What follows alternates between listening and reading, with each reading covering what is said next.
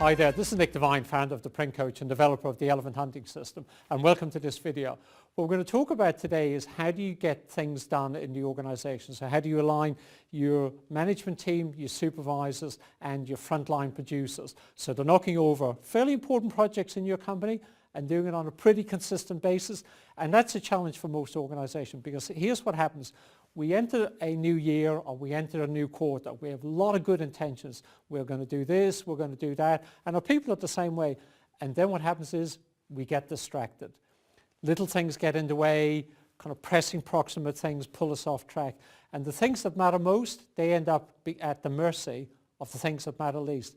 And that's a real challenge, because when we get to the end of that 90-day period, or we get to the end of that 12-month period and another year has rolled forward in our business, we've ended up often not achieving the things that are really important in our business. I've been carrying in my left hand great heavy weight, this one here. This is a domino. It's about 1 inch in height. You probably barely see it on camera, and that's on purpose. The reason I'm holding a domino in my hand is it was a very interesting scientific experiment carried out in the year 2000. And somebody got 8 dominoes, and they toppled them one against the next. Here's what was interesting about the experiment though. Each domino in the sequence was 50% larger than the previous domino. First domino was 2 inches. By the time you got to the 8th domino, 50% bigger each time, the 8th domino was 3 foot tall. That's a phenomenal physical experiment. What's that got to do with execution and leadership in a business, you might wonder? Interesting question. And that's what we're going to talk about in this video. How do you use that concept to knock over big projects and what we call big rocks in our business? So let's go get stuck into that now. If you've been following these videos for a while, you'll often hear me talk about the 80-20 principle. And in simple terms, the 80 principle says 20% of the inputs in any area cause 80% of the outputs. So a few weeks back when we were looking at your client database, what we said is 20% of the clients are generating 80% of your revenue. And that's pretty accurate analysis in most companies, give or take a small number of percentage points.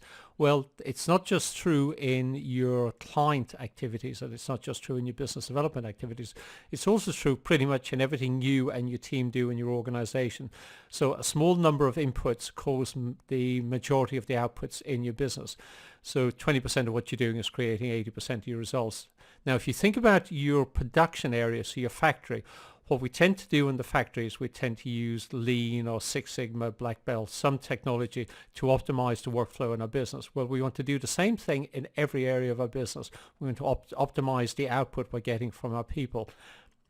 And our people are a significant part. So you think our payroll and our people are a significant part of the overhead in our business. So we want to make sure we're absolutely maximizing that.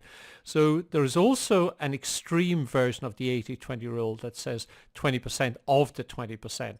And I call that the 5-50 and the 55 rule. So 5% of what you're doing every week and every 90-day period is causing half of the results, and half of what you're doing is causing a very small number of results in your business. So we need to know the difference between the two. There's a lot of books and a lot of research out there on the 80-20 principle. So I'm just going to share some data from a book written by Richard Koch. He wrote the 80-20 principle and a number of subsequent books on 80-20, probably some of the best content that's around. I don't know how well you know the story of Steve Jobs, but obviously he started Apple and then he got ousted by the board of directors kind of halfway through his life at Apple, and he went off and he did Pixar and a couple of other Next Computing, if you remember that technology. And then he was bought back in 1997 because essentially the existing management team had run Apple pretty much into the ground. They had 5 weeks of cash flow left. Now, his first move in his first week is he walked around, asked everybody what they were working on, and he cancelled 70% of the projects. And then he said, I want my people focused on the 30% of projects where we can win and we can win big time.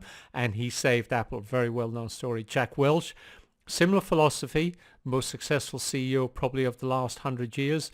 He was notorious. The bottom 10% of the workforce left every year. And if you were in the top 20% of the workforce, you got bonuses and you got stock options because he wanted to lock those people in. Any business sector where he couldn't be number one or number two, so think top 5%, he sold it off. And in a 20-year period of time, he took the valuation of GE from 14 billion to 130 billion. You think that's created 116 billion in valuation. That's incredible using that principle. Royal Bank of Canada, what they discovered is 17% of the customers were generating 93% of the profits. That's less than 20% of the customers. That's phenomenal. So we're talking about 80-20 in terms of how do you plan activities to create the maximum amount of output in your business. I like this quote from Alan Lake, and he said, planning is bringing the future into the present so you can do something about it now, and that's when we want to act on the future. We want to act on it in the present, so the results that turn up in the future are the results we want to turn up. And the way you do that is you use that concept of the domino effect and the 80-20 to work out what are the small number of things you need to focus on a daily, weekly basis. Because we know what happens a lot of the time. We're in the business and we're reacting so much to things that are urgent and pressing, we forget to or end up not having the time to work on things that are really important that drive the business forward. And often we know because they're playing at the back of our mind what some of those things are. So what we're going to do is those initial rocks, they're the daily activities that then enable us to achieve weekly important projects in a business and make progress on them. And they're going to knock over 90-day projects and then annual projects and then 3-year projects. So that little domino on the bottom left of your screen there, that's what you're working on today. But what you're working on today is going to help you achieve a bigger objective or a bigger project for the week, and in turn for the month, and in turn for the 90-day, and in turn for the year, and in turn for a 3-year period of time. So what happens is progressively over time, we're knocking over bigger and bigger projects in our business. So what I want you to think about is, what's the thing you're doing today? And here's a great question to ask yourself on a continual basis. I got this from Brian Tracy. He said, is what I'm working on today moving me progressively closer to my most important or meaningful goals? And the answer continually needs to be, yep, that's the thing I should be working on today. So we have a system, I call it the planning and action pyramid, that I've developed over a number of years working with a lot of our private clients. And it's one of the most impactful things that we implement in our clients' business as part of the elephant hunting system. So it's called the planning and action pyramid. And the way it works is we work out what the business needs to get done in the next 3-year period of time. And then we work backwards and says what needs to happen. What are the 3 to 5 we call them must goals that need to happen in the next 12 months.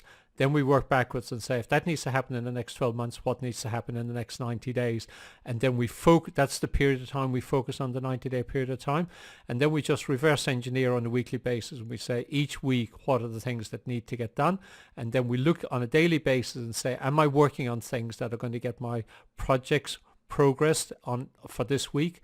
So here's the exercise I want you to go through. This is a really simple exercise. Look at that pyramid and think you've got 5 levels in the pyramid. You can draw this out literally as a table. There's lots of ways you can draw this out. I like having it as a pyramid because to me it makes sense that way. And think about what are 3 things should be in each level of that pyramid, that if you progressed each level, you'd make meaningful, measurable progress on your most important projects over a defined period of time. So again, it's like a lot of things that we do. They're very simple, but they're very, very, very effective. And I like things that are simple and practical, but really get the job done for you as a business owner or sales director, or potentially a salesperson could be watching this video as well. Now, you've heard me mention before, we're drumming through the first quarter of the year pretty quickly, and IPEX, depending on when you're watching this, of course, IPEX is coming up pretty soon. They've asked me to get involved in the masterclass program, so I'll be developing and delivering some content along the theme of some of the things you've seen in this video series, but mostly focus on sales and marketing and anything to do with business growth. So hiring salespeople, driving net new business into your company, selling deeper into the existing accounts, improving your profit margins, developing your value proposition. So those areas. There'll be other people doing master classes as part of the content program on operations and production technology. That's not my area, so you'll have a good balance between the two. Think front office and back office, factory and business development activities. So make sure you register for IPEX and look at that content program, because that's going to be a very good program. It's the biggest content program that IPEX have ever put together for the show, so I think it's going to be a pretty exciting event. People often ask us for the handouts, so you'll see, I've no idea where you're watching this, you could be watching it in a range of different places, but you'll see there's a URL at the bottom of the screen that says theprintcoach.com/7. If you go there, you'll see a screen that looks like this, and you can get the handout for the content I just covered as a one-page PDF, which is the way people like it, just quick one-page cheat sheets. You get the core ideas. So you just fill in your details, first name, primary email address, and where it says video comment, I'm particularly interested in two things there. First thing is, what was your big takeaway? So what was the most kind of important insight you got from this video? And the second thing I'm interested in is this. Have you got a question regarding execution in your business? So how do you get your team more effective? So just go to theprintcoach.com/7. You can get that handout, and we'll be back next week for the next video in this series. Between now and then, have a fantastic day and a brilliant week, and we'll catch up soon. Bye for now.